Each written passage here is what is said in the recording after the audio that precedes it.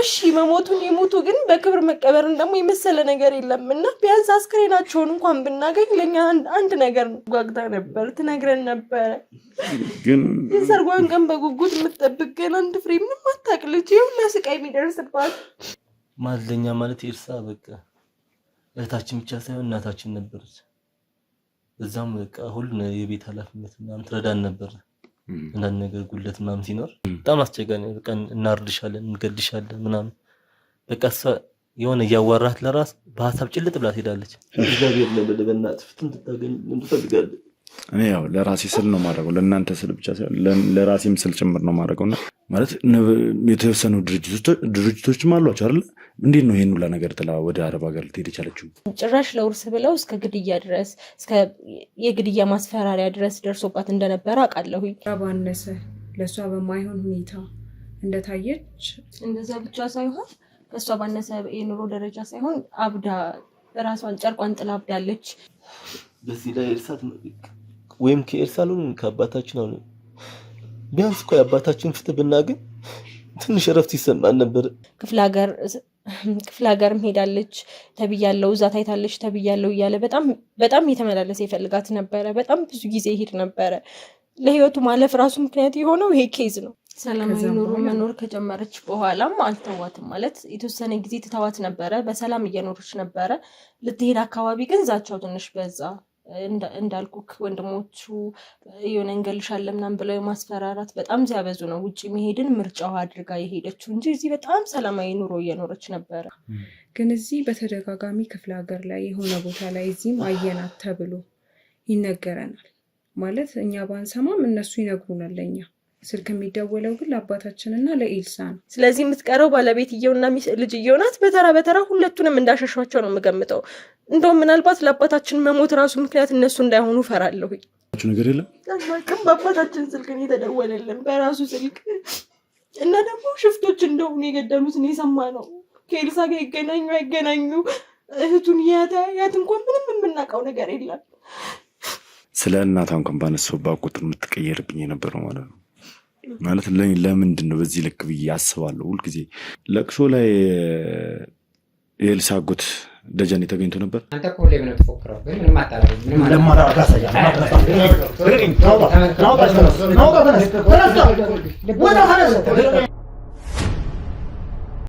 እኔ ስለሚጠቅመኝ እጠይቃቸዋለሁ እኔን ስለሚጠቅመኝ እጠይቃቸዋለሁ አንተን አይመለከትህም እሺ ሚነካ ነገር አለ እኔ ምንም አይነካኝ በቃ ስለዚህ አርፈ ተቀመጥ መጠየቅ ባለብኝ ነገር በአግባቡ ጠይቃለሁ ኤልሲ የት እንዳለችና ከኛ ጋር ከወጣች በኋላ እነማን ጋር ፋ እንደነበረ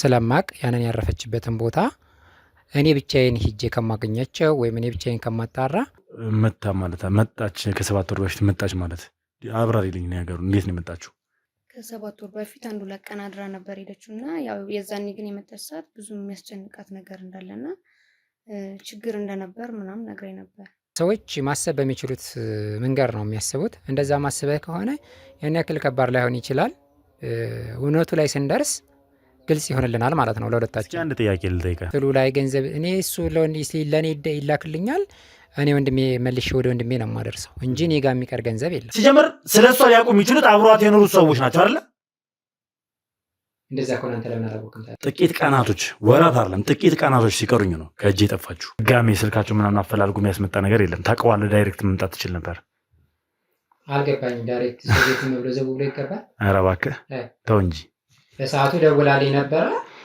መጣሁኝ ስመጥቼ ስጠይቃት ወጣቷት ይላለች እንደሌች አላውቅም ማለችኝ እሺ ወደ ቤቴ ተመለስኩኝ ከስልኳ ላይ ለምንድን ነው ያጉታን ስልክ ወስደሽ ደውልሽው እና ለማን ልደውል አባቴ የሚል ስልክ አለ የኔ የሚል ስልክ አለ በቅርቡ ያገኘሁት የሷን ነው እንደውም የሆነ ታይም ላይ ወንድሜ ላይ ተኩሶበት ነበር ተኩሶበት ምስክር ቀርቦበት ፖሊስ ጣቢያ ቀርቦ አይምሮ ጤነኛ አይደለም ተብሎ የተለቀቀው ግን አብዛኛው ሰው የሚለው አውቋበድ ነው የሚለው ምን ያልከፈለሽ እዚህ መጥተሽ ይሄን ነገር አድርጊ ይሄን ነገር መልሽ ለተባልሽበት ምን ያልከፈለሽ 5000 በቃ እሱ ታጨናንቃ 5000 ከዚህ በላይ ታጨናንቃ እሱ በቃ ተዋት ለምን አትዋት እሺ ታራሳለ መጣን ኮኮች በር እሺ ከዛ ስናያት በጣም ተጎድታለች፣ ተጎሳቅላለች፣ ጉልበቷ ላይ ደም ፈሷታል። እና ምን ሆንሽ ብለን ለመጠየቅ እንትን አለን። ስንጠይቃት ሁኔታውን ቁጭ ብላ ነገረች ነገር ቢኖር ከአባቷ ጋር አባቷን የሚፈልጉ ሰዎች እሷን እንደሚፈልጓት ምናምን እንጂ ይህን ያለ እንትን አልነገረችም። ከአሁን በኋላ እሺ አትናገር ብለኛል። እሺ ችግር ውስጥ ነው የምንገባው። እሺ ታው መቼም መጋጨት አትፈልግም አይደል?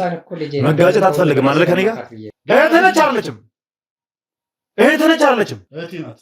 ሁኔታውን ስላስደነገጣት ነው እንደዚህ የመለሰች ያለችው። አውቄ ታግሻለሁ። አጎቷን አደርጓለሁ። የምር መዛት ብቻ አይደለም አደርጓለሁ። አጎቷን ብዬ አክብሬሃለሁ። ቢያንስ እንኳን ወንድሜ ሳይሞት ልጁን በአይኑ ማየት እንዲችል ማድረግ ነው ታርጌት።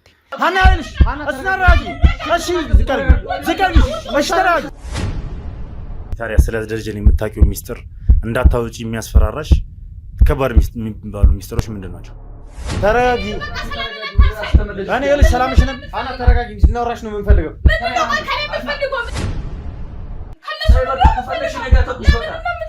ተጨማሪ ችግር ውስጥ አትግቢ። በቃ ይህን ነገር እባክህ ድረስልኝ፣ እንደዚህ አይነት ነገር ፍታልኝ። ምንድን ነው ከአቅሜ በላይ ሆኖብኝ ያለው ችግር ነው የምትናገረኝ? ደጀኔ ሰራቸው የነበሩትን ስራዎች እንዳለ እንደምታውቂ ነው ወንድሜ ሲነግረኝ የነበረው። እኔን ብላችሁ በቃ ሂዱ፣ እስኪ ሂዱ። እንድናናግራት የጠራኝ እኮ። ስለዚህ ተረጋጓ በቃ። እና እንዴት ነው በትክክል የማናገረው? ጠላቶችን ቤት አስቀምጦ ስጠራል። እኔና አንቺ ከዚህ በፊት እንታወቃለን። ጠላትነታችን ምን ላይ ነው? ሀና ስለሱ ሚስጥሮች ስለምታውቅ እነዚያ ሚስጥሮች እንዳትናገር እያስፈራራት ነው፣ ወር ደግሞ ክትትል እያደረገባት ነው እያልከኝ ነው። እና እኔ ደግሞ በጣም በቃ ይሆናል ቢላ እንኳን ይዤ አላውቅም ነበር። አሁን ሽጉጥ ያዛችሁኝ ከኔ ማለት ነው። እኔ ሽጉጥ ራሱ ይዤ እንድዞር ያደርገኝ እሱ ነው ማለት ነው። ራሴን ጠብቂ ጠላቶች አሉሽ ምናምን ይለኛል። አንድ እርምጃ ተራምደናል ብዬ አስባለሁ። ምክንያቱም እስካሁን ድረስ በወሬ የነበር ነገሮችን ስናይ ነበረውና በአካል ያየ ድርጊቶቹ ሲደረጉ የነበረ ሰው እንደ ምስክርነት መያዛችን ነገሮችን ማስረጃዎችን በመሰብሰብ ሂደት ውስጥ የተሻለ እንድንሄድ እያደረገን ያለውና ከበፊት ጀምሮ ያለውን ነገር የታመቀውን ነገር አውጥተሽ በቃ ፍቻ እንጂ ምንድነው ይሄን የሚያስፈራኝ እንዴ? ምን አስፈራኝ? አንቺ እሱ እኮ እያዋለሽ ያለው ለራስሽ ጥቅም ነው እየተናገረ ያለው አይደለ? አስገድዶሽ ኢቨን ይኸውልሽ፣ እኔ ሁለታችሁ ግንኙነት እንዳላችሁ አውቄያለሁ፣ ደርሼበታለሁ። አንቺና ደጀኔ ያኔ ለቅሶ ብላችሁ 15 ቀን የቆያችሁት የት ነው? ማን ሞቶ ነው? ሲያወሩ ሰማኋቸው ቀስ ብዬ ማለት ነው። መድኃኒቱን አምጥቼልሻለሁ ሰላማዊት ሲላት ሰማሁት። እናንተ ደግሞ እንደዚህ አይነት ጥያቄ እንዲነሳባችሁ ስለማትፈልጉ አንድ ነገር ልንገርህ፣ ከኤልሳ ይልቅ አንተ ስርዓት የለህ አጠያየቅህ ማለት ነው። ምናልባት የቤተሰቦች የባለቤት ቤተሰቦች ንብረት ስለሆነ እዛ ውስጥም አለውበት ለማለትም ልትገባ ትችላለህ። ይሄን ነገር እንደተው ስንት ልመድብልኝ ነው? ያው እከፍልሃለሁ። ያው የምትለኝን ሰምቼ እንግዲህ ምን አውቃለሁ። የሀብት ምንጩ ራሱ ጤናማ ያልሆነ እንደሆነ ከብዙ ሰዎች ጋር ከብዙ ባለሀብቶች ጋር ግጭት ውስጥ እየገባ አንዱን እየጣለ እየቀማ ሀብት እንዳፈራ እንጂ መጀመሪያ ላይ ምንም እንዳልነበረው ምንም እንደሆነ ጭምር ነበር ስሰማ የነበረው እኮ። በጠየቀኝ መሰረት ነው መለስኩልህ። ሌላ ምን ልበል ታዲያ? ከዚህ ውጭ ምናልባት ያው ወንድምሽ ቢሆን ይሄን ነገር ያደረገ ወንድሜ እንደዚህ አይነት ሰው አይደለም። ወንድሜ ማንም የሚያውቀው ነው። ወንድሜ በጣም መልካም ሰው ነው። በቃ ይመስለኝ ምናልባት እንደምመጣ አንቺ ታውቂያለሽ ማለት ነው ቀድመሽ። ምናልባት መጥቶ ሊያናግርሽ ከቻለ እንደዚህ አይነት ምላሽ ስጪው ተብለሻል። ትንሽ ችግር አለበት። ምን አይነት ችግር? በቃ ልጁ የሆነ አቅም የለውም፣ ስራም የለውም። እንዳልነገርኩ ወንድሜ ደከም ያሉትን የተቸገሩትን መርዳት የሚፈልግ ሰው ነው። በቃ እሱ ደግሞ አነሳሱ ከዝቅታ ስለጀመረ ጌታ ከፍ አድርጎታል እንጂ ሰዎች ብዙ ያወራል። በእርግጥ ከዛስ ማለት እሺ በሉ ምናምን ጠጥተው ጨርሰው ሄዱ አለሽኝ። ከዛ ምንድን ነው የተፈጠረው? የምታውቂው ነገር አለ? ከሳምንት በኋላ ተፈሪ ታመመ የሚባል ወሬ ሰማሁ። ማለት ሲያወሩ ሰማሁኝ። እነሱ ታመመ እኮ ምናምን ብለው ሲያወሩ ሰማኋቸው እነሱ። እንግዲህ እኛ የለንበት ምን እናውቃለን? በመታመሙን ታመመ ነው በቃ። እንኳን እኛ ቤተሰቦቹም ያውቁት ነገር የለም። ድንገት ነው በሽታ የሚመጣው አይደለ? ታመመ። ማታ ላይ ግን እኔን በጣም ደበደቡኝ። ማለት መታኝ። በቃ ለምን እንደዛ አልሽ ምናምን፣ ለምን ተጣራሽ ምናምን ብለው ተቆጡኝ። በጣም መታኝ። ምን ለማለት ፈልገ ነው? እኔ ግን አንተን በህግ ልጠይቅ እችላለሁ። ሉላ እንዴት ማሰብ ጀመርክ? ወዴት ነው? ካሉ ታሪክ አንጻር ስንነሳ እዛ ጋር ያለውን ነገር በጠቅላላ ስንመለከተው ማለት ምናልባት ሞታ ነው ይችላል። እሺ ላለወል ይላል።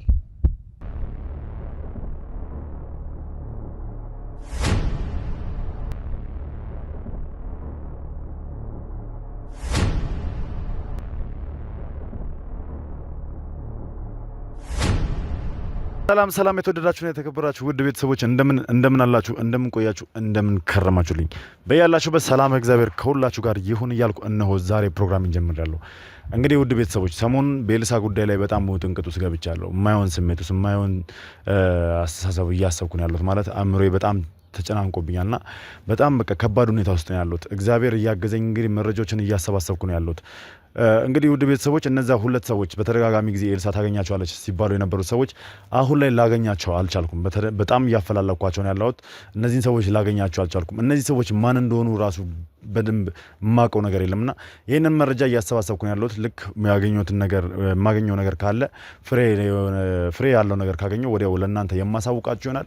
ከዛ ባሻገር ግን ዛሬ ሌላ ቤተሰቦች አግኝቻለሁ። ማለትም ከኤልሳ ጋር ተገናኝነት ያላቸው ከኤልሳ ጋር የሚገናኙ ሰዎች አግኝቻለሁና እነዚህ ሰዎች ማን ናቸው የሚለው ነገር እነሱ ጋር ገብተን ልናይ ነው ማለት ነው። እስከ ፕሮግራም ፍጻሜ ድረስ አብራችሁኝ ቆዩ።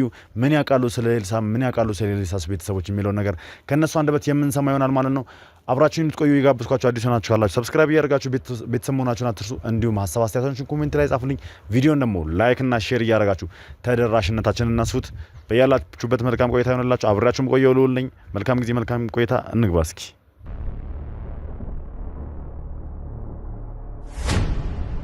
እንኳን ደስ ያላችሁ ለንስር አይን ባለ እድለኞች በሙሉ።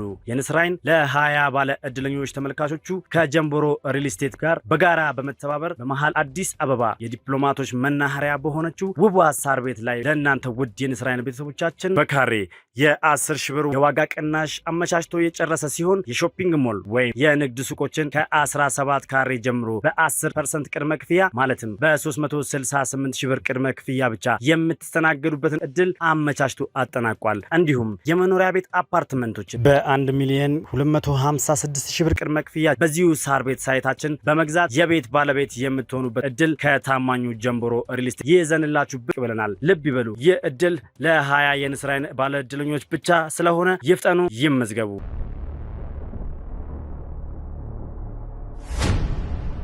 እሺ እንግዲህ ውድ ቤተሰቦች ያው የመጣሁባችሁ ሰዓት ጥሩ አይደለም። ማለት እንደምመለከተው ከሆነ ሀዘን ላይ ያላችሁ ነው የመጣሁትና በጣም ይቅርታ አድርጉልኝ። በዚህ ሁኔታ ውስጥ ሆናችሁ ደግሞ እንዳወያያችሁ እንዳናገራችሁ ፈቃደኛ ስለሆናችሁልኝ ከልብ አድርጌ አመሰግናለሁ ሶስታችሁንም።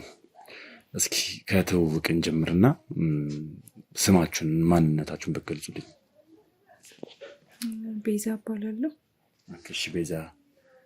እኔ ሌኒ እባላለሁ። ሌኒ ያው የቤት ሁለተኛ ልጅ ነኝ።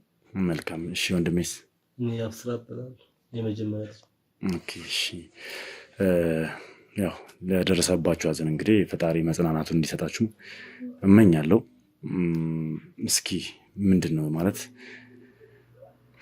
የመጣሁበት ጉዳይ አንድና አንድ ያው በራሴ ኬዝ ላይ እየሰራው በነበረበት ሰዓት ያው ነገሮችን እንዲሁም ደግሞ ዘመዶች እያፈላለኩ በነበረበት ሰዓት ያው የእናንተ ማንነት ተነግሮኝ አድራሻችሁ ተሰጥቶኝ ከነ ኤልሳ ጋር የሚያዛምድ ነገር እንዳላችሁ አውቄ ነበር የመጣሁትና ነገር ግን እዚህ ከመጣሁ በኋላ ያላችሁበት ሁኔታ ጥሩ አይደለም።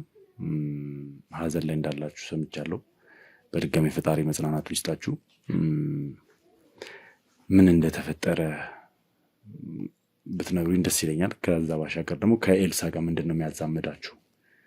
እስኪ እንዴት ነው ከኤልሳ ጋር ዝምድናችሁ? ከኤልሲ ጋር የምንዛመደው የአክስታችን ልጅ ናት። ኤልሲ የአባታችን የእህት ልጅ ናት። የአክስት ልጅ ማለት እንግዲህ እህትህ ማለት አይደል? በጣም የቅርብ አብራን ረዥም ጊዜ በቃ የሆነ እኔ እንጃ የራሳችን እህት ብለን የምናስባት የአክስታችን ልጅ ነች። በዚህ መልኩ ነው የምንዛመደው። እንዴት ነበር እስኪ ቀረቤታችሁ ምን ይመስል ነበረ? እንደ ዝምድና ቀረቤታችሁ ምን ይመስል ነበረ? በጣም ነበር የምንቀራረበው። በቃ ለእኛ ልክ እንደ እህታችን ነች። እንዲህ እንደ አክስት ማሞቾች ልጆች አይደለንም። በጣም ቅርብ ነን። ይሄ ነገር ከመፈጠሩ በፊት በጣም ነበር በቃ አባቷ ከመታመሙ በፊት በጣም ነበር የምንቀራረበው። ከፋሚሊዎች ጋር ማለት ከእሷ ጋር ብቻ ሳይሆን ከእሷ ቤተሰብ ጋር ከአባቷ ጋር እንዲሁም ከአክስቷ ጋር ከአክስታችሁ ጋር ማለትም ከእናቷ ጋር የነበራችሁ ሪሌሽን ምን ይመስል ነበረ? ምን አይነት ቤተሰብ ነበሩ እነሱስ? የእናንተስ ቤተሰብ ምን ይመስል ነበር? እስኪ ማለኛ ማለት ኤልሳ በቃ እህታችን ብቻ ሳይሆን እናታችን ነበረች። እዛም በቃ ሁሉ የቤት ኃላፊነት ምናምን ትረዳን ነበር። አንዳንድ ነገር ጉለት ምናምን ሲኖር እና ኤልሳ ማለት እህታችን ብቻ ሳይሆን እንደ እናታችን ነበር የምናያት እና በጣም ነበር የምንወዳት። በቃ ቀረቤታችን ከዛ በላይ ነበር፣ ከእናት በላይ ነበር። ለመናገር አስተዋይ ልጅ ናት በጣም። እንዴት መሰለ እሱ ሊልክ የፈለገው አሁን ኤልሳ ቤተሰቦቻችን በጣም ነው የሚቀራረቡት። ያክስት ልጅ ማለት አባቴ እህቱን በጣም ነው የሚወዳት፣ አክስታችንን እጅግ በጣም ነው የሚዋደዱት እና ኤልሳን ራሱ ክረምት ትምህርት ሲዘጋ ከኛ ጋር እንድታሳለፍ የኤልሳ አባት ያመጣት ነበረ። እኛ ያለንበትን በኢኮኖሚ ደረጃ የነሱን ቤተሰብ ስለሚያውቁ ከኛ የተሻለ ኑሮ ላይ ስለሆነ የሚኖሩት አባቷ በጣም ሰፖርት ያደርገን ነበረ። በዛ በጣም ይረዱን ነበር፣ በብዙ ነገር ይረዱን ነበር እና በጣም ክሎዝ የሆነ ፋሚሊ ነን እኛም የነሱን ቤተሰብ። ኦኬ እንዴት ነበር ስለምታውቁት ነገር አለ ማለት ስለ ኤልሳ እናትና ስለ አባት ማለት ስለ አክስታችሁና ስለ ኤልሳ አባት ግንኙነታቸው ምን እንደመሰለ እንዴት እንደተገናኙ የምታውቁት ነገር አለ? መርካቶ እሱ ይሰራ ነበር በፊት። በሚሰራበት ጊዜ ትውውቃቸው እዛ ነው። አክስታችሁም እዛ ነበር የምትሰራው? አክስታችን እዛ ነበር የምትሰራው፣ ግን እሱ ኢኮኖሚካል ከእሷ ከፍ ያለ ነበር። ያው በዛ አጋጣሚ ተዋወቁ በስራ። ከዛም በኋላ ተጋቡ። ኤልሳ የመጀመሪያ ልጃቸው ነች። ከዛም በኋላ ነው ከተጋቡ በኋላ ያው ብዙ ነገሮች ተፈጠሩ። እሱ ታመመ። ገጠር ከመሄዱ በፊት ወደ ክፍለ ሀገር ሄዱ ነበር።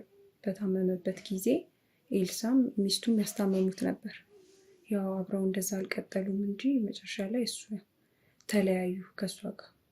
ወንድሞቹ ምናምን ጥሩ አልነበሩም። የእሱ ወንድሞች የፋሚሊ ችግር ነበረባቸው። ይሄ የውርስ ጉዳይ ምናምን ነበረ እና በሱ ኬስ ያው ከወንድሞቹ ጋር ብዙም አልነበረም። እሱ በሚታመምበት ጊዜ ያው አክስታችንን በጣም እንትን ይሏት ነበር፣ ያስቸግሯት ነበር። ወንድሞቹም ከእሱ ጋር ፓርትነሩ ምናምን ጥሩ አልነበሩ። በዛ ምክንያት ያው ከእሷ ጋር ተለያዩ። እሷ አረብ ሀገር ሊሄድ ብላ እንደሄደች ነው እኛ የምናውቀው። ማለት ቆይ ከኤልሳ እናት ጋር ተለያይተው የኤልሳ እናት ነች አረብ ሀገር ሄደችው? ከኤልሳ እንትን ካለች በኋላ በቃ ኤልሳ ክፍለ ሀገር አባቷን እያስታመመች ነበር። ሚስትየውም እንደዛ ነበር፣ አክስታችን ማለት ነው። እያስታመሙ ነበር።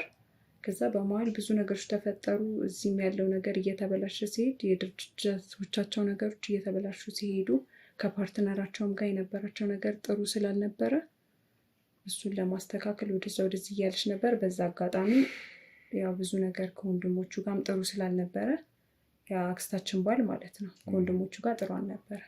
በዛ ምክንያት ያው ተፋተዋል። ማለት እንዴት? ቆይ የመፋቻ ምክንያቶች ማለት ከወንድሞቹ ጋር ጥሩ ሁኔታ ላይ ነው ሊሆን ይችላል፣ ግን አክስታችሁና ባሏ ለምንድን ነው ሊፋቱ የቻሉት? የተፋቱበትን በጣም ዲፕ አናውቅም። እኛ ግን የምናውቀው እስካሁን እሷ እንደነገረችህ በውርስ ምክንያት ከሱ ቤተሰቦች ጋር ትንሽ አለመግባባት ችግር ነበረ። እንደገና በጣም ታሞ ነበር። ተፈሪ አክስቴ ባል በጣም ታሞ ክፍለ ሀገር ነበር የነበረው፣ ቤተሰቦቹ ጋር ሄዶ ነበረ እና አክስታችን በመሀል ቤት በጣም ግራ የመጋባት ሁኔታ፣ እዚህም የመጣች ድርጅቱን ማኔጅ ለማድረግ ትሞክራለች። እንደገና እሱም ጋም እየሄደች እሱን ትሪት ለማድረግ ትሞክራለች። የሆነ በጣም ነገሮች ሲበዙብ ግራ ይገባሃል አይደል? መሰልቸትም ይመጣል። በጣም ብዙ ሞክራለች። አላቅም ምን ያህል ሞክራ ምን ያህል እንደሰለቻት አላቅም፣ እሷ ናት የምታውቀው። ግን የሆነ ሰዓት ላይ በጣም መሯት እንደነበረ እና እንደ ደካማት ስትነግረን ነበር። ከዛም በቃ አሁን ላይ ውጭ መሄድ አለብኝ ብላን ቻው ብላን ተሰናብታ ሄደችው። ወረዲ ከሄደች 4-5 ዓመት ይሆናታል ማለት። እሺ ቆይ ይሄ ሲጀምር እንዴት ነው ማለት አረብ ሀገር ልትሄድ የምትችለው? የተወሰነ የቀረ ንብረት ነበራቸው ማለት የተወሰኑ ድርጅቶችም አሏቸው አይደለ? እንዴት ነው ይሄን ሁላ ነገር ጥላ ወደ አረብ ሀገር ልትሄድ የቻለችው? ከጎኗ እኮ የኔ የምትለው ሰው የለም። ተፈሪ ነበረ ይሄንን ነገር ማስተካከል የሚችለው። እሱ ደግሞ ታሞ ያለው ክፍለ ሀገር ነው። ብቻዋን እዚህ ጋር ደግሞ ምንም ነገር ማስተካከል አልቻለችም። የእሱ ወንድሞች አሉ ይመስለኛል፣ 2 ወንድሞች ናቸው ያሉት እና እነሱ የስራ ባልደረባው ኤፍሬም ኤፍሬም የሚባል የስራ ባልደረባው ነበረ እና ብቻዋን ከነሱም ጋር መሟገት ይከብዳታል። ሌላ አብሮ ሊሆን ጠንካራ የሆነ ሰው ሊያግዝህ ይገባል አይደል? በጣም ብዙ እንደሞከረች አውቃለሁኝ። በጣም ብዙ ስቴፕ እንደሄደች ግን ከአቅሟ በላይ የሆኑ ይመስለኛል። በጣም ብቻዋን ሆነች። የኔ የምትለው የሚያግዛት ሰው ከጎኗ የለም። ጭራሽ ለውርስ ብለው እስከ ግድያ ድረስ እስከ የግድያ ማስፈራሪያ ድረስ ደርሶባት እንደነበረ አውቃለሁኝ። በዚህ ልክ ደግሞ ማለት ያስፈራሯት ነበረ። ሊገላት እያስፈራሯት ነበር። የሱ ወንድሞች በጣም አስቸጋሪ ነው። በቃ እናርድሻለን፣ እንገድሻለን ምናምን በቃ እሷ የሆነ እያዋራት ለራስ በሀሳብ ጭልጥ ብላ ትሄዳለች። እንሳት ምናምን ትላለች። በቃ ከቀልብ አልነበረችም ጭራሽ። በጣም ብዙ ጥረት አድርጋ ነበር ነገሮች። በዛ በኩል ደግሞ የሷ ባል ታሟል። ሁለት እንትን ሆና በቃ በጣም አስቸጋሪ ሁኔታ ነበር። በጣም እስከ መታመም ሁላ ደርሳ ነበር። በጣም ነው እነዛ ነገሮች ሲደራረቡባት በቃ ተስፋ ተቆርጣለህ አይደል? ወደ ውጭ ብሄድ የተሻለ ይሆናል ብላ ነው ከእነሱም ሽሽት ጭምር ይመስለኛል። ምክንያቱም በጣም የከፋ ማስፈራሪያ ነበር ሲደርሳት የነበረው። ለመሸሽም ጭምር ነው እንደ አማራጭ የወሰደችው ውጭ መሄድን። እና አሁን በምን አይነት ሁኔታ ላይ የምትገኘው? ማለት የት ሀገር እንዳለች ምናምን ነገር ኢንፎርሜሽን አላችሁ? ውይ በጭራሽ የለንም። ውጭ ከሄደች በኋላ ጭራሽ በምንም ስልክ ልናገኛት አልቻልንም። ተደዋውለን አናውቅም። ነገር ግን አባታችን በህልም ያየኋት እዚህ ቦታ ናት፣ እዚህ ቦታ ተብያለሁኝ እያለ ክፍለ ሀገርም ሄዳለች ተብያለሁ፣ እዛ ታይታለች ተብያለሁ እያለ በጣም እየተመላለሰ ይፈልጋት ነበረ። በጣም ብዙ ጊዜ ይሄድ ነበረ። ለህይወቱ ማለፍ ራሱ ምክንያት የሆነው ይሄ ኬዝ ነው።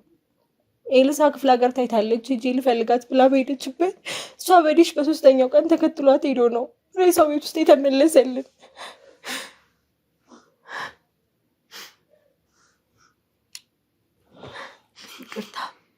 በጣም ይቅርታ ማለት አዝናለሁ። ያው አልገባኝም። ሲቀስ ብለሽ ማለት ያው በእርግጥ ልብ ይነካል። አባታችሁን ያጣችሁት እስኪ እንዴት ነበር ማለት እንዴት ነው ክፍለ ሀገር አለች ብሎ ክፍለ ሀገር እሷን ሊፈልጋት የቻለው? እንዴት ነው ክፍለ ሀገር ሄዶ ማን ነው እዛ ነች ያላቸው? ማለት አባታችን ማለት ከልጆች በላይ ነበር የሚወዳት። በጣም ታታሪ ሰርተኛ ነበረች። በቃ ስለ አንዴ እዛ ትባላለች ክፍለ ሀገር፣ አንዴ ውጭ ትባላለች፣ አንዴ ካናዳ፣ አንዴ አረብ ሀገር፣ አንዴ ኩዌት፣ አንዴ ዱባይ። በቃ አባታችን ደግሞ በቃ በየሰዓቱ በህልም አየኋት፣ ክፍለ ሀገር አየኋት፣ እንደዚህ አየኋት፣ ገጠር አየኋት እኮ ምናምን። እኛ ደግሞ በቃ እየቃዥህ ነው ምናምን በቃ አርፈ ለምን አትቀመጥም? በቃ እሷ ወይ የለችም በቃ ለምን መረጃ እስከምናገኝ ድረስ ለምን አርፋ አትቀመጥም ምናምን ለው ነበር። እና በጣም አስቸጋሪ ነበር። በጣም አባታችን ሁሉ ነገራችን ነበር ማለት ለኛ ብሎ ምንም ያላደረገው ነገር የለም። አንድ ቀን ጫማ ሳይቀይር ለራሱ ነው የሞት ደፋ ቀና ሲለኝ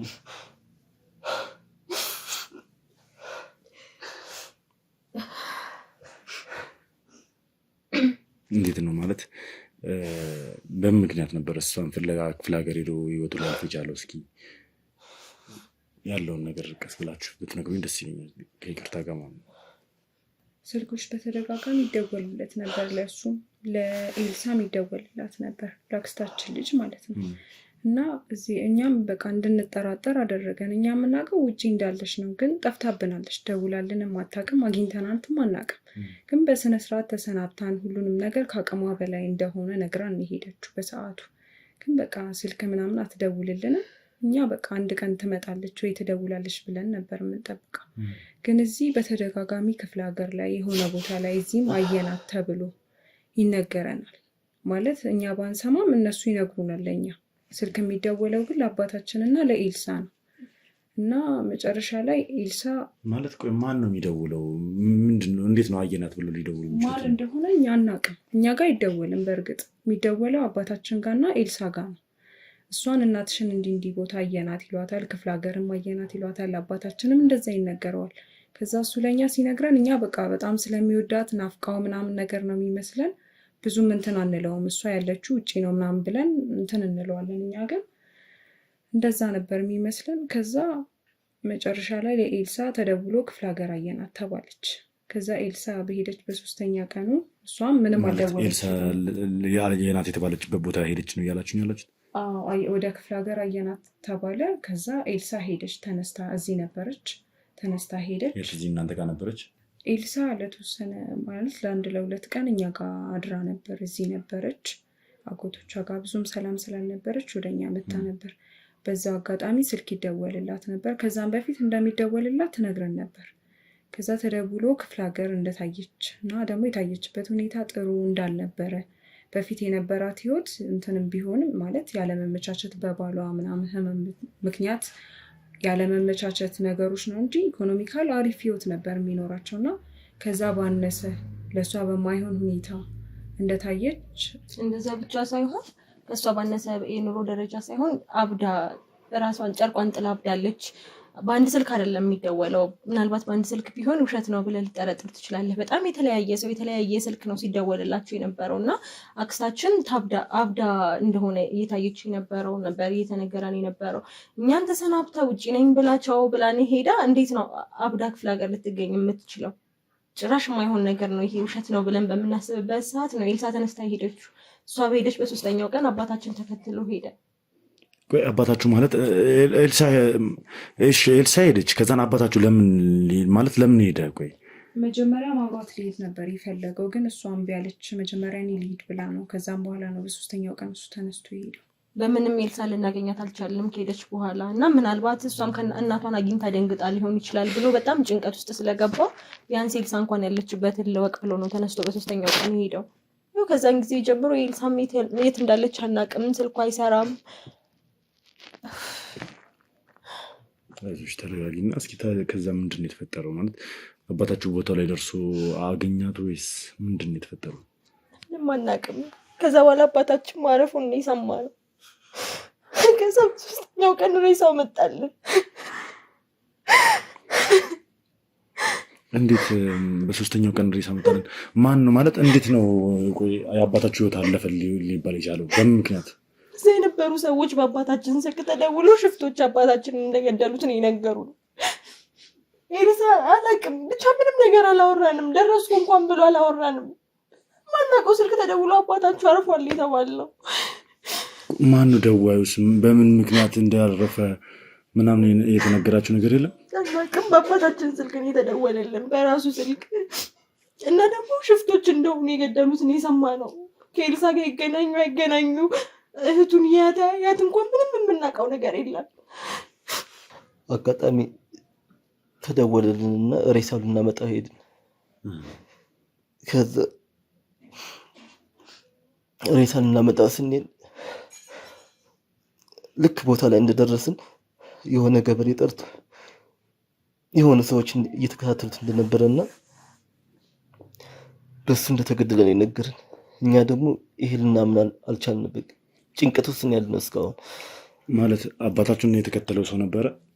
ሬሳው ጋር እንደደረስን ማለት ነው የሆነ ሰው እየተከታተሉ እንደነበረና በጣም ሊያስጨንቃቸው እንደነበረ ከኋላ ነው የተነገረን እና እሱ ነው እንደገደለው የነገረን ገበሬ። በቃ ማለት የሀገሬው ሰው እንዳልሆነና ከከተማ ድረስ ተከታትሎት የነበረ ሰው እንደሆነ የሞተው ደግሞ በነዛ ሰዎች እንደሆነ ነው ገበሬው የነገረን። በጣም የሚያውቀው ሰው ነው። ታውቃለህ፣ የሀገሬው ሰው ከሆንክ ታውቃቸዋለህ አይደል? እንደዚህ አይነት ሰው እንዳልሆነና ከከተማ ድረስ አብሮት የመጣ ሰው፣ ነገር ግን አባታችን ያላየው እሱ ሰው እንደገደለው ነው ገበሬው የነገረን። እኛ ደግሞ የምንጠረጥረው አባታችንን ይገላል ብለን የምናስበው ሰው ጭራሽ የለም። የተለያዩ ቦታዎች ላይ ስንጠይቅ፣ ፖሊስ ጣቢያም ሄደን ስናመለክት ደግሞ በሽፍቶች እጅ እንደተገደለ ነው የሰማነው። ማን የገደለው ብለን ማንን ጠርጥረን ማንን እንፈልግሽ? ማለት ይሄ ገበሬ ይህን ነገር እንዴት ሊያውቅ ቻለ? ማለት አባታችሁን ሰው እየተከታተለው እንደነበረ ያ ሰው እንደገደለው በምን ሊያውቅ ቻለ? በስትክክል አልጠይቃችሁትም? አላናገራችሁትም? በሰዓቱ ድንጋጤ ላይ ስለነበርን የአባታችንን ሞት አስደንግጦን ስለነበረ በደንብ አልጠየቅነውም። ነገር ግን በቃ የከተማ ሰው ተከታትሎት እየተከተለው እንደነበረ እና እሱ ሰው እንደገደለው ሬሳውን ያመጣነው የአባታችንን ከዛ ገበሬ ሰውዬ ቤት ነው። እሱ ሰውዬ ጋር ነበር የነበረውና ያውቃል፣ የአባታችንን አሟሟት ያውቃል፣ እንዴት እንደገደሉትም ያውቃል። ግን ሰዎቹን ማስቆም እንዳልቻለን የነገረን። ታዲያ ይህ ነገር ማለት የሚያውቅ ከሆነ ለምንድን ነው ለህግ ያልተናገረው? ለምንድን ነው ፖሊስ ጣቢያ ሽፍታ እንደተገደለው የተናገሩት? አላውቅም። ማለት አይቷል ብለን ነው ለማመልከት ፖሊስ ጣቢያ ይሄድ ነው። ምናልባት አንተ ድጋሚ ያየኸውን ሰው ድጋሚ ባመጣልህ ነው ልታውቀው የምትችለው አይደል? ድጋሚ ማለት ምንም ፍንጫቸውን ሳንይዝ ቤት በኩል ያውቀዋል ሰውየው። ፖሊስ ጣቢያ ለማመልከት እንኳን ቢያንስ ያግዙናል ብለን ሄደን ነበረ። በሽፍቶች እጅ እንደተገደለን የሰማ ነው። በምንም መልኩ ማግኘት አልቻለም ገዳዮቹ።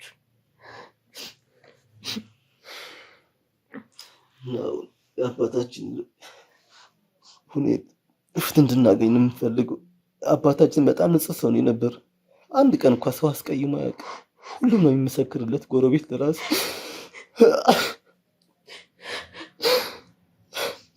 ምን ያህል ጊዜ ነው የሆነው? ማለት ምን ያህል ጊዜ ነው ይሄ ነገር ከተፈጠረ? አባታችሁ ጋር ያለፉ መቼ ነው? 7 ወር 6 ወር ይሆናል። ወረድ 7 ወር ልክ ነበር። ያ ማለት ኤልሳ ከዛ በኋላ አልተመለሰችም። ያጎቷንም ለቅሶ አላወቀችም፣ አልመጣችም ነው። ኤልሳንም ከዛ በኋላ አይተናትም አናውቅም። ስለ እሷም የአባታችንን እንኳን ይኸው እርማ ወጣን፣ እሷንም አይተናት አናውቅም። በስልክም ደውላም እንዲህ ነው ምንም እናቷንም ማግኘቷ ምንም ያለቻችሁ ነገር የለም? ምንም በቃ ምንም ነገር አልሰማንም። እስካሁን ያለንበት ሁኔታ በጣም ከባድ ነው። ብቸኝነት እየተሰማን ነው አሁን። በቃ ኤልሳም አክስታችንም ያሉበትን ጭራሽ አናውቅም።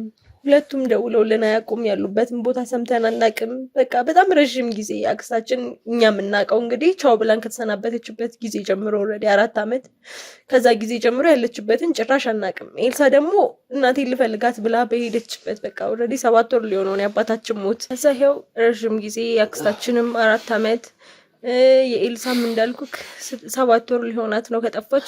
ጭራሽ በስልክም ያሉበትን አናውቅም። በስልክም ተደዋውለን አናውቅም። ምንም ስለነሱ ወሬውን ሰምተን አናውቅም። ቢያንስ አባታችን ሞቷል ብለን አምነን እርማችንን እያወጣን ነው። የእነሱን ግን ምንም ነገር በቃ እየሰማን አይደለም ያለ ነው። ያሉበትን ማወቅ እንፈልጋለን። በዚህ ላይ ኤልሳ ወይም ከኤልሳ ነው ከአባታችን ነው። ቢያንስ እኮ የአባታችን ፍትህ ብናገኝ ትንሽ እረፍት ይሰማን ነበር። ያው ፈጣሪ ከፈቀደ አንድ ቀን ኤልሳ ትመጣለች ብለን እኔ ደግሞ እንደ መጀመሪያ ልጅ አባታችን ነበር የሚያሳድረን። እንደነገርኩ እኔ ተማሪ ነበርኩ። በቃ እህቶቼ ለማኖር በቃ በጣም የተቸገር ነው። በቃ የሳጉቶች ደግሞ በቃ እንኳን ሊረዱን ጭራሽ በጣም ጨካኞች ናቸው። በጣም እንዴት እንደሚያደርጉን ብታውቁት እናንተ ዲቃሎች ምናምን ያን ነው የሚሰድቡን ሁላ ምን አይነት አረመኔ እንደሆነ። በዚህ ልክ ለምንድን ነው ከእናንተ ጋር የእሱ ወንድሞች ከእናንተ ጋር እንደዚህ አይነት ነገር ውስጥ የገቡት? ለምንድን ነው ጥላቻ ውስጥ የገቡት? ቆይ ያው በገንዘብ ምክንያት ምናልባት ውርስ ይካፈሉናል ብለው አስበው ከሆነ አላውቅም። ኤልሳኛ ጋር ቆይታ ነበር። ከነሱ ጋር ትንሽ ሰላም አልነበረችም። እሷም ውርስ እንዳትወርስባቸው ስለሚፈልጉ አለመግባባት ተፈጥሮ ነበረ። ከመጀመሪያው ጀምሮ ደግሞ አክስታችን ባሏ ከታመመበት ጊዜ ጀምሮ ለመታመሙ ምክንያት ወንድሞቹ ናቸው ብላ ተጠረጥር ነበረ። እነሱ ደግሞ ሙሉ ያለውን ሀብት ለመውረስ ይሄ የቤተሰብ ሀብት አይደለም ምነግርክ፣ ደግሞ የቤተሰብ ሀብት ሳይሆን ከጅምሩ ለ3ቱም የተሰጣቸው ሀብት ነበረ። ነገር ግን እሱ አጠቃቀሙን አውቆበት ብዙ ድርጅቶች ለመክፈት ችሏል። በራሱ ከባለቤቱ ጋር ያፈራው ሀብት ነው። ነገር ግን እዚህ ጋር ሚስትም ልጅም ከሌለች ወንድማቸው ነው እና እሱ ደግሞ ከሌለ ሀብቱን ትቶ መንግስት አይወርሰውም አይደል? ወንድሞቹ እያሉ ወንድሞቹ ናቸው ሊወስዱ የሚችሉት። ስለዚህ ለእሱም መታመም ምክንያት እንደሆኑ የምትገምተው አክስታችን ለእሱ መታመምም ጭምር ምክንያት የሆኑት እነሱ ናቸው ብላ ታስብ ነበረ። እሱን አሳመሙ፣ ክፍለ ሀገር ሄደ። ስለዚህ የምትቀረው ባለቤትየውና ልጅየው ናት። በተራ ሁለቱንም እንዳሸሿቸው ነው የምገምተው። እንደውም ምናልባት ለአባታችን መሞት ራሱ ምክንያት እነሱ እንዳይሆኑ ፈራለሁ። አዎ በእርግጥ እኔም አሉኝ አንዳንድ መረጃዎች መሰረት ያው ጀመርም እነሱ በጣም ጨካኞች ናቸው። ሰው እንዳይመስሉ መጀመሪያም በሽማግሌ ተጠይቆ ነበር። ከብር ይልቅ ለምን ቤተሰብ አይቀርብም ወይ? ለምን በቤተሰብ አታደርጉትም? ብር እኮ ጠፊ ነው ምናምን ተብሎ ነበር። ግን እነሱ በጣም ጨካኞች ናቸው። አክስታችን ሊያሳብዷት በቃ ምን ልበልህ፣ በቃ እነሱ በቃ ከብር ጋር ደማቸው የተያያዘ የሰማነው ነገር እኔ እውነት እንዳይሆን እመኛለሁ። የምርም አክስታችን እንደተባለው አብዳ ከሆነ በእርግጠኝነት ያለ ጥርጥር የምነግርህ የእነሱ እጅ ነው። ምክንያቱም ጤነኛ የሆነች አክስታችን ከመሬት ተነስታ በምንም ምክንያት ልታብድ አትችልም። በምንም ምክንያት ልታብድ አትችልም። ስለዚህ የእነሱ እጅ ነው፣ ለሁሉም ነገር የእነሱ እጅ ነው ብዬ ነው የማስበው። አዎ ምናልባት ያው እኔም ካሉኝ መረጃዎች አንጻር ያው እንዳላችሁት የአክስታችሁ ባል አቶ ተፈሪ እንደዚህ ለመሆኑ ምክንያት በዋነኝነት ወንድሙ ደጀኔ ኃላፊነቱን እንደሚወስድ ያው መረጃዎች ደርሶኛል። ምክንያቱም ካደረጋቸው ነገሮች አንጻር ነው ነገር ማለት ነው። ስለዚህ በዛ መረጃ መሰረት ደግሞ እኛም የተወሰኑ ማስረጃዎችን ሰብስበን በአሁን ሰዓት ላይ የአክስታችሁ ባል ወንድም ወይ ደግሞ አቶ ደጀኔ የሚባለው ሰው ያው በቁጥጥር ስር ውሎ እስር ቤት ላይ ነው ያለው። በአሁን ሰዓት በእኛ ስር እንዲያዝ አድርገነዋል። ሞር ደግሞ ከዚህ የበለጠ መረጃዎችና ማስረጃዎችን እያሰባሰብን እያጠናከርንበት ነው የምንገኘው። ምክንያቱም በአንድ ክስ ብቻ ሳይሆን በብዙ ክስ ነው አሁን ላይ እየተከሰሰ ያለው የሰውዬ። ስለዚህ ያው እውነት መውጣቷ የማይቀር ነው። ምናልባት እስኪ ስለ አባታችሁ ማሟሟት የምናገኘው ነገር ካለ ስለ እሱን ጉዳይ ማጣራት እንጀምራለን። ችግር የለውም፣ እውነት መውጣት ስላለበት ማለት ነው። እንደው እስኪ ምናልባት አክስታችሁ ከመጥፋቷ በፊት ሌየር ነው ቻው ከማለቷ በፊት የነበረችበት ሁኔታ ምን ይመስል ነበረ? አክስታችን ከመሄዷ በፊት በቃ እዚህ የነበራት ህይወት በጣም አሪፍ ነበረ። ያው እዛ የነበረው ነገር ሁላ ተፈቷል። ማለት ከባሏ ጋር ተለያይታለች። እሱ ለሌላ ሰው ድረውታል። ሌላ ሚስት አምጥተውለታል ቤተሰቦቹ። ማለት አልገባኝም። አቶ ተፈሪ አግብቷል ሌላ ሴት እያልሽኝ?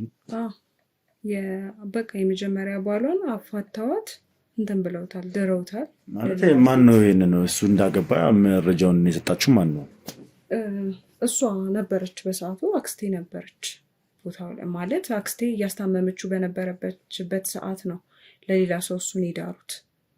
ቀሷ ነገሮችን ትታ ነው ወደዚህ የመጣችው። ከዛ በኋላ ተረጋግታ ምን ብላ በነበረችበት ሰዓት ነው በቃ ወደ ራሷ ከተመለሰች በኋላ የእሱም ሀሳብ ከቀለለላት በኋላ ነው ወደ አረብ ሀገር ለመሄድ። እዚህ በቃ አሪፍ ህይወት ነበራት። እኛ ባትሄድም እንዲያውም ደስ ይለን ነበር። ትሰራ ነበር፣ ጠንካራ ሴት ነበረች። ከዛ በኋላ ልጅ ስትለን በቃ ተሰናብታን ነው የሄደችው እንጂ አሪፍ ህይወት እዚህ ትኖር ነበር። ሰላማዊ ኑሮ መኖር ከጀመረች በኋላም አልተዋትም። ማለት የተወሰነ ጊዜ ትተዋት ነበረ፣ በሰላም እየኖረች ነበረ። ልትሄድ አካባቢ ግን ዛቻው ትንሽ በዛ። እንዳልኩክ ወንድሞቹ የሆነ እንገልሻለን ምናምን ብለው የማስፈራራት በጣም ሲያበዙ ነው ውጭ መሄድን ምርጫዋ አድርጋ የሄደችው እንጂ እዚህ በጣም ሰላማዊ ኑሮ እየኖረች ነበረ። ግን አንዳንዴ አማራጭ አድርጋ የምትወስደው ነገር አለና መፍትሄው ውጭ መሄድ ነው ብላ አስባ ስለነበረ ነው የሄደችው። ሲጀመር አንደኛ እሱን እያስተማመች ነበረች። ማለት በጣም ታሞ ነበር። ከዛ በኋላ በቃ ተደወለላትና ስልክ እንደዚህ ሌላ ሚስት አግብቷል ማለት አንቺ በቃ ኑሮሽ ኑሪ ማለት ተባለች። በቃ ሌላ ሰው ቢሆን እኮ ያብዳል። በቃ ስለ አክስታችን በጣም ጠንካራ ስለነበረች ነው እንጂ ሌላ ሰው ቢሆን ብቻ ምን ልበል። በቃ አክስታችን መካሪ ነበረች። በቃ ስናጠፋ ምን ስንል በትዕግስት ነው የምትለን። በቃ አስተዋይ ሰው ነበረች በጣም።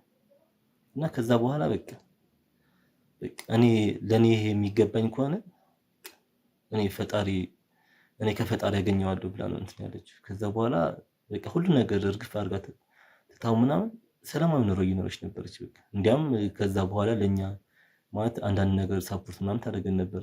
ድጋፍ ምን አለ ምን ጎደለ ቤት ውስጥ ምሳ በላችሁ ምናምን ሁሉ በቃ ምን ልበል እንክብካቤ ሁሉ ነበራት። ከዛ አጋጣሚ አረብ ሀገር ምናምን ሄደች ምናምን ተባለ። አንድ የገጠርና እና ፍትህ እንድናገኝ በጣም እንፈልጋለን። ይሄ ካረክልን ለኛ ትልቅ እረፍት ነው። በቃ አንዳንድ በዚህም አባታችን ሞት አለ። በቃ የኤልሳን መጥፋት ያሳስበናል። እሷን በምን አይነት ሁኔታ እንዳለች አክስታችንም የእውነት ኖራ ከሆነ በምን አይነት ሁኔታ እንዳለች ያሳስበናል። ይጻፍ ሲጀመር እንደዚህ ልትጠፋ አትችልም። ብትጠፋም ትነግረን ነበር። በቃ ትደውልልን ነበር። እንዴት ናችሁ ደህና ናችሁ አጨክን በእኛ ጨክና አታውቅም ሲጀመር አባቴ ደግሞ እንደምነግርህ በጣም ነበር የሚወዳት በቃ እንዴ ከኛ በላይ ነበር የሚወዳት አባታችን እና በዛ ሲል በቃ እኛ በቃ ልንሞት ነው በጭንቀት በቃ እና ፍትህ ካለ በቃ ፍትህ እንድናገኝ እንፈልጋለን ይሄ ታረክልን ለኛ ትልቅ እረፍት ነው በጣም አሁን ላይ የሆነ ያለው ነገር ምን እንደሆነ ባላውቅም ብቻ ያው ድብልቅልቅ ያለ ነገር እየተሰማኝ ነው ያው መግቢያ ላይ እንደነገርኳችሁ መጀመሪያ ላይ ወደ እናንተ ጋር ስመጣ እንደነገርኳችሁ ያው በደንብም በአካል ባታቁኝም በስም ታቁኛላችሁ የኤልሳም ምጮኛ እንደነበርኩ ታውቃላችሁ ኢቨን በቃ የኔ ቤተሰብ ራሱ ለሰርግ እየተዘጋጀ በነበረበት ጊዜ ላይ ነው እንግዲህ ኤልሳ ያጣዋት የሚገርመው ነገር እኔ እንደዚህ በዚህ ልክ ይሆናል ብዬ ገምቼ አላውቅም ነበር ምክንያቱም እኔ ስለ ከኤልሳ ጋር ስለ እናቷ ለማውራት እንኳን በመከርኩ ቁጥር ስለ እናቷ ለመጠየቅ በመከርኩ ቁጥር ማን ስሜት ነበር የሚሰማትና በጣም ስለ እናቷ እንዲወራባት ሁላ አትፈልግም ነበር ስለ እናቷ አንድም ነገር እንዳነሳላት አትፈልግም ነበርና እንደዚህ ዲፕ የሆነ በቃ ምንም ስለ እናቷ ማቆም መረጃ አልነበረኝም በሚገርም ሁኔታ ማለት ነው እንደዚህ አይነት ነገር እንዳለ በህይወቷ ውስጥ አላውቅም ነበር ማለት ከ2 ዓመት በላይ አብረን ቆይተናል ከ2 ዓመት በላይ አንድ ላይ ኖረናል ግን በእንደዚህ አይነት መልኩ ውስጥ እኔ እንደዚህ አይነት ህይወት ውስጥ አልፋ እናቷ በእንደዚህ አይነት ህይወት ውስጥ አልማለፋን እንኳን አላውቅም ነበር እኔ እንጃ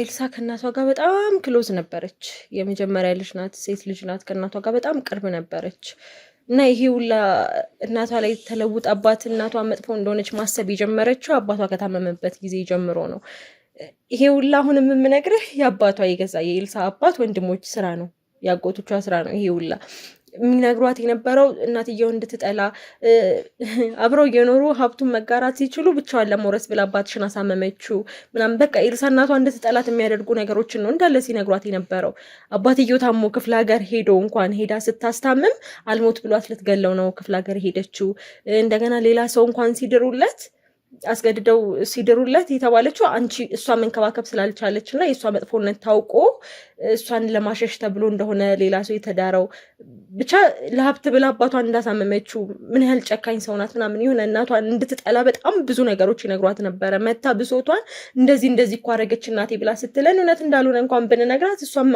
በጣም ቅርብ ናቸው ሁኔታዎቹ የሚፈጠሩት ነገሮች በትክክል እነሱ እንዳሏት ነው የሚያሳዩት ስለዚህ እኛ ማመን አልቻለችም ሁኔታዎች ሙሉ በቃ በምትሰማበት መንገድ ስለሆነ እያመሩ ያሉት ለእናቷ በጣም ትልቅ ጥላቻ አድሮባት ነበር እኛ ራሱ ታይ እንደዛ አይደለም ስንላት እኛን ለመጥላት የሆነ ለእናቷ አክስታችን ስለሆነች እያስተባበልን እንደሆነ ነው ስታስብ የነበረው ግን ይሄ ሁላ እንዳልኩ ያጎቶቿ ስራ ነው እሷ እንደተጠላ በጣም ብዙ ነገሮች ይሏት ነበረ እናትየውም ደግሞ እዚህ መታ አባታችን ጋር ችግሯን ታወራ ነበረ በጣም ጭንቀት ውስጥ እንደሆነች አባትየው በመታመሙ እሱ ለማስታመም የነበረችበትን ስቃይ ታወራለት ነበር ቆይ ለምን ብላ አንድ ቤት ውስጥ አብራ እየኖረች በጋራ ሀብታቸውን መጠቀም ሲችሉ እንዴት ነው ሰው ባሉን አሳምሞ ሀብት የሚወስደው እንዴት ይሆናል ግን በዚህ መልክ እንድትጠላ አድርገዋታል ልጅቷን እና ለዛ ነው ስለ እናቷ ምንም ነገር ሳትነግርህ የቆየችው ብዬ ነው የማስበው ምንም ቢሆን እናት ናት አይደል ወልዳታለች እናቷ ናት ረዥም ጊዜ አሳድጋታለች ማአበደች ስትባል ማበዷን መቀበል አልቻለችም እናቴን ቢያንስ እኔ ጋር ሆና ባስታመማት ይሻላል ላብዳብኝም ቢሆን ብላ ነው ልትፈልጋት ሄደችው እናትየውም ደግሞ እዚህ ታየች እዛ ታየች ምናምን በሚባልበት ሰዓት ጭንቀት የሚሰማት ነበረ አባቷም እናቷም ካጠገቧ ሳይኖሩ ያጎቶቿን ክፋት መጥፎነት በደንብ እያየች ስለነበረ ያሏት ነገር ሁሉ ውሸት እንደሆነ ማወቅ እየጀመረች ባለችበት ሰዓት ነው እናትሽ አብዳለች ነይ ተብላ የተደወለላትና አልቻለችም በቃ እናትሽ አብዳለች ስትባል ቢያንስ ታማብኝ እንኳን ከሆነ ያስታምማታለሁ ብላ ነው ተነስታ ሄደችው ግን ይሄው እስካሁን ድረስ የለችም እሷም አልተመለሰችም ታዲያ በዚህ ምክንያት ነው የሁላ ጊዜ እኔ ቢያንስ ስለ እናቷ እንኳን ባነሳሁባት ቁጥር የምትቀየርብኝ የነበረው ማለት ነው ማለት ለምንድን ነው በዚህ ልክ ብዬ አስባለሁ ሁልጊዜ ማለት እኔ እናቴን እንዴት እንደምወድ ታውቃለች የኔን እናት እንዴት እንደምትወዳት ታውቃለሁ ማለት የኔን እናት በጣም ነው የምትወዳት በጣም ነው የምትንከባከባት ከሚባለው በላይ ነው እንግዲህ የምታቀርባት እናቴንና እናቴም እንደዛው ለሷ እንደ እናቷ ሆና በጣም መቀርባት ነው ተዋደው ነው እንግዲህ ሲገናኙ ደስ የሚል ጊዜ የሚያሳልፉት ብዙ ጊዜና ስለ እሷ እናት ግን ሳነሳላት በጣም በቃ እንትን ይላት ነበርና አንዳንዴ የሚከፋት ስለሚመስለኝ በቃ ላነሳባት ሁላ አልፈልግም ነበር። ስለ እናቷ ልጠይቃት ሁላ አልፈልግም ነበር። የኔ እናት የሷ እናት እንደሆነች በቃ አምና እንድትቀበል ብቻ ነበር የምፈልገው። ምክንያቱም ምን አይነት ነገር እንዳለ አላውቅም ነበር። ብዙ አይነት አጋጣሚዎች ስላሉ ምናልባት በወሊድ ወቅት እናቷ አልፋለች ብዬ ብቻ ብዙ ድብልቅልቅ ያለ ነገር ነው የሚሰማኝ የነበረውና አባቴ ልትገልብኝ ነው ብላ አስባም ስለነበረ ያው አጎቶቿ በሚሞሏት መጥፎ ነገር ነው እንደዚህ ኤልሳ እናቷ ላይ የተቀየረችው። በጣም ነበር እኮ የሚዋደዱት። በጣም በቃ የእናትና የልጅ ፍቅር እነሱ ላይ ነው ምሳሌ መስጠት ትችላለህ። በጣም ነበር የሚዋደዱት። ጓደኛሞች ነው የሚመስሉ ቅርበታቸው፣ ምንም ነገር የማይደባበቁ በጣም ደስ የሚሉ እናትና ልጅ ናቸው። ግን ይሄን ቤተሰብ ለመበጥበጥ ቆርጦ የተነሳ ወገን አለ። አጎቶቿ ይህንን ነበር የሚፈልጉት፣ አሳኩት፣ ተሳካላቸው። ሙሉ ቤተሰቡን መበጥበጥ ነበር የፈለጉት፣ በጠበጡ። አላቅም ከዚህ በኋላ ምን እንደቀራቸው። ከዛ በፊትም ይጠሯትና ሁሌ በተደጋጋሚ ስለእናቷ መጥፎነት ነው የሚነግሯት። አንድ ቀን ስለእናቷ ጥሩ ተናግሮ አያውቁም እነሱ።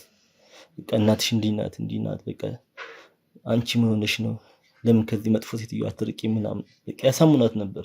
ሀብት ብላ ለገዛ ባሏ ያልተመለሰች መቼም ለኔ ትመለስልኛለች ብለሽ አታስቢም ወይ? ቀድመሽ መጠርጠር አለብሽ። ቢያንስ አባትሽን ለምን አታድኙም? የሆነ በቃ ጭንቅላት የሚነካ ንግግር ታውቃለህ። በደንብ እናቷ እንድትጠላ አድርገው አስበውበት ነው አሲረው የሞሏት ልጅቷን። እና ለእኛ ራሱ ስለ እናቷ ስናነሳባት እናንተ እናቴ ወገን ስለሆናችሁ ነው አክስታችሁ ስለሆነች ነው ብላ ስትለን የነበረው። ለዚህ ካሳምነዋት ነበር። እንደው እስኪ አባታችሁ ነፍሱን ማርና ከማለፋቸው በፊት ክፍለ ሀገር ሄደው የአክስታችሁን ባል ለማናገር ማለት አቶ ተፈሪን ለማናገር ምናምን የሞከሩበት ሁኔታ ነበር? አዎ የሆነ ጊዜ ላይ ይሞክር ነበር። እንደታመሙ አካባቢ ብቻ ያያቸው ነበር። እሱንም ለመጠየቅ ይሄድ ነበር። ነገሮችን ለማስተካከል ከተፋቱም በኋላ ማለት ልጅ ስለወለዱ እንዳይለያዩ ይፈልግ ነበር። እህቱንም በጣም ስለሚወዳት በጣም ብዙ ነገር ሞክሯል። ያው አልተሳካም። እነሱ ብቻ እስከገባ ድረስ አቶ ተፈሪ በጣም ብዙ ጥረት እያደረገ ነበር አባታችን በሁለቱ መሀል ያለውን ግንኙነት ለማስተካከል በጣም ብዙ ጥረት። ነገር ግን እሱ እንደዛ እየለፋ ባለበት ጊዜ ነው ቤተሰቦቹ አምጥተው ሌላ ሴት ሄዳሩለት። ምንም ማድረግ አይችልም። ካገባ በኋላ ምንም ለውጥ ማምጣት ስለማይችል ተስፋ ቆርጦ አቶ ተፈሪ ካገባ በኋላ ሄዶ አያውቅም። ምንም ሞክሮም አያውቅም። ተስፋ ቆርጦ ትቷቸው ነበረ እና አክስታችንም በሰላም በቃ እሱን ትታ አግብቷል ብላ ሌላ ህይወት ለመጀመር ሀሳብ ታስባለ አይደል? በቃ ሰላማዊ ኑሮ ትኖር ነበረ። ድንገት ነው ከሰላማዊ ኑሮ እየኖረች ከተወሰነ ጊዜ በኋላ ነው ድጋሚ የባሏ ወንድሞች የኤልሳ አጎቶች ሌላ ማስፈራሪያ እየላኩላት የነበረው እና ከዛ በኋላ ትታ ሁሉን ነገር ውጭ ሄደች። ቻው ውጭ ሄዳለሁ ብላ ሄደችው እኛ እስከምናውቀው ድረስ። ከዛ በኋላ ግን የምንሰማቸው ነገሮች ጥሩ አይደሉም። አብዳለች ይባላል፣ እዚህ ቦታ ታይታለች ይባላል። አናውቅም የት እንዳለች። 7 ወር ሆነን እየጠበቅናት ነው። እስካሁን ደውላለች ብለን ግን መፍትሄ ያው እኛም አሁን ትንሽ ግራ ያጋባን የኤልሳ የት መሄድ የት መጥፋት።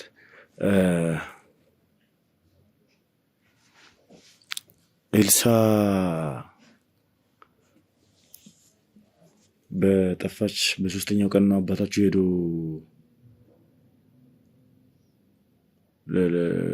አስክሬናቸው የተሰጣችሁ አይደለ? ከዛ በኋላ ነው መሞት የተነገራችሁ። ለቅሶ ላይ የኤልሳ አጎት ደጀኔ ተገኝቶ ነበር? አልተገኘም። ማለት የኛ ሀዘን ሲጀምር ለእነሱ ደስታቸው ነው። እዛው ደስታቸውን ያከብራሉ እንጂ እኛ ጋር እንዴት ይመጣሉ? ስራቸው እነሱ ነው እኛ የምንገምተው። ነገሮች ማለት ትንሽ ግር እያሉኝ ስለሆኑ ነው። ታስታውሳላችሁ ውድ ቤተሰቦች፣ ማለትም ኤልሳ በጠፋች በ3ኛው ቀን እናቶ ደጀኔ ለቅሶ ብለው ወጥተው እንደነበርና 15 ቀን ቆይተው የሀዘን ልብስ ለብሰው እንደገቡ መረጃዎች ነበሩ። ስለዚህ ነገሩን እያገጣጠምኩት የሆነ ነገሮች እየተመሳሰሉብኝ ስለመጡ ነው ይህንን ጥያቄ የጠየኩት። እስኪ ምናልባት ያው ስለ እነሱ ስለሄዱበት ሀገርና የእናንተ አባት ሄዶ እንግዲህ ነፍሱ ያለፈችበትን ሀገር ያው ትነግሩኛላችሁ የት እንደሆነ ሚዲያ ላይ አንጠቅሰውም ያለውን ነገር ትነግሩኝና ቦታውም ምናምን በስተክል ትነግሩኝና ምናልባት እነሱ ከሄዱበት ቦታ ጋር ለማመሳከር ሞክራለሁ። ምክንያቱም ይሄ ነገር ሊገጥም የሚችል ነገር አለው ብዬ አስባለሁ። ስለዚህ ይህን ነገር በደንብ ማጣራት ይኖርብኛል። ጠቀም ያለ መረጃ ሊሆን ይችላል፣ ትልቅ ማስረጃም ጭምር ልናገኝ እንችላለን። ያ ማለት እንግዲህ ምናልባት ፈጣሪ ከፈቀደ የአባታችሁ ገዳይ ማን እንደሆነ በቀላሉ ልናቅ እንችላለን ማለት ነው። ስለዚህ ያው እግዚአብሔር ያጽናችሁ፣ የአባታችንም ነፍስ እንግዲህ በአጸደ ገነት ያቆይልን፣ ከደጋጎቹ ጎን ያደርግልንና ያው ምንም ማድረግ አይቻልም። እግዚአብሔር የወደደው ነው የሚያደርገው። ሁላችንም ያው ወደፊት ወደ እሱ ያዝነንና የሆነበት መንገድ የተፈጠረበት መንገድ ደስ ባይልም ጥሩ ባይሆንም ነገር ግን ያው እግዚአብሔር የወደደውን አድርጎ ነው አባታችን ወደ ራሱ እቅፍ ያስገባው። ስለዚህ ለዚህ መጽናናት ይኖርባቸዋል ማለት ነው። እግዚአብሔር ያጽናችሁ። ግን አሁን ስትናገር የሆነ ጥያቄ የፈጠረብኝ ነገር አለ። እናቱ ደጀኔ በኤልሳ ሄደች በ3ኛው ቀን ለቅሶ ብለው ጥቁር ለብሰው ወጥተው ነበር አልክ። እኛ አባታችን መሞቱን የሰማነው ኤልሳ ሄደች በ3ኛው ቀን ማታ ላይ ነው ተደውሎ የተነገረን። ስለዚህ ከኛ በፊት የአባታችንን መሞት እንዴት አውቆ ጥቁር ለብሶ ሊወጣ ይችላል? ወይስ ሌላ ለቅሶ ነው? እሱን አሁን ለማጣራት ሞክራለሁ ያልኩት ያለውን ነገር አጣራና ማድረግ ያለብንን እውነታው ላይ እንደርስና እናደርጋለን። ልክ ነሽ። እኔም ያ ጥያቄ አእምሮዬ ላይ ስለመጣ ነው ይህንን ጥያቄ የጠየኩሽና ለሁሉም መልሱን እናገኛለን። እናንተ ብቻ የአባታችን ደም ጭራሽ ሜዳ ላይ ፈሶ መቅረት የለበትም። እነ ኤልሳም ያሉበት መታወቅ አለበት፣ ግዴታ ነው። አክስቴ ያለችበት መታወቅ አለበት። ምናልባትም ይዘው እያሰቃዩቸው ይሆናል፣ ወይ ደግሞ ይሄን የሞተው ይሆናል። ምናልባትም በስርዓት አልተቀበሩም፣ ጫካ ላይ ተጥለው ይሆናል። በስርዓት እንደ ሬሳ እንኳን ክብር አላገኙም ይሆናል።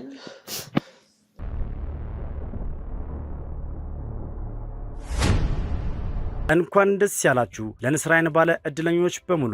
የንስር አይን ለ20 ባለ እድለኞች ተመልካቾቹ ከጀምቦሮ ሪል ስቴት ጋር በጋራ በመተባበር በመሃል አዲስ አበባ የዲፕሎማቶች መናኸሪያ በሆነችው ውቧ ሳር ቤት ላይ ለእናንተ ውድ የንስር አይን ቤተሰቦቻችን በካሬ የ10 ሺህ ብር የዋጋ ቅናሽ አመቻችቶ የጨረሰ ሲሆን የሾፒንግ ሞል ወይም የንግድ ሱቆችን ከ17 ካሬ ጀምሮ በ10% ቅድመ ክፍያ ማለትም በ368 ሺህ ብር ቅድመ ክፍያ ብቻ የምትስተናገዱበትን እድል አመቻችቶ አጠናቋል። እንዲሁም የመኖሪያ ቤት አፓርትመንቶች በ1,256,000 ብር ቅድመ ክፍያ በዚሁ ሳር ቤት ሳይታችን በመግዛት የቤት ባለቤት የምትሆኑበት እድል ከታማኙ ጀምቦሮ ሪል ስቴት ይዘንላችሁ ብቅ ብለናል። ልብ ይበሉ፣ ይህ እድል ለ20 የንስር አይን ባለ እድለኞች ብቻ ስለሆነ ይፍጠኑ፣ ይመዝገቡ።